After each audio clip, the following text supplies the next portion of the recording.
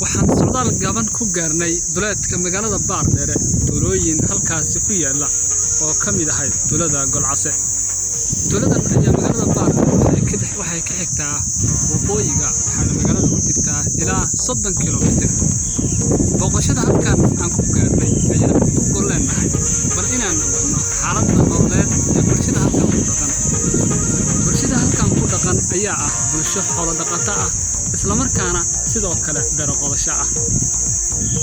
dadka halkan ku nool ayaa waxay halkan degeen muddo ka badan 30 sano.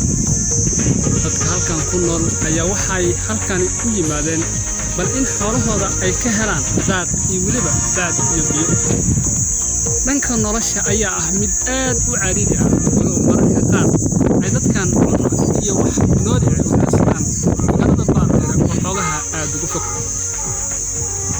dhanka kale biyo la'aan aad u ballaaran ayaa halkan ka taagan waxaana xagga biyaha ay ka helaan waro la qoday iyo weliba togog mararka uu roobku yimaado biyaha ay galaan.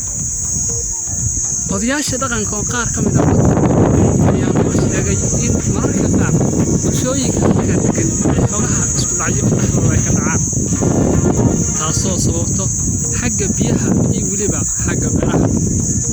dhibaatadan dheeraadka ah ee bulshada soo wajahday ayaa mararka qaar waxay la kulantaa in dadku sida u nugul iyo haweenka ay dhibaatooyinkaas soo gaaraan inuu mararka qaar la xalliyo isla markaana ay tahay mid bulshada dhammaan ay ka wada qaybtaan si dhibkani uusan mar dambe u soo laaban. dhanka kale oday ka mid ah odayaasha dhaqanka ayaa noo sheegay in dadkani ay u baahan yihiin dhaqaale kale si loo kabo noloshooda.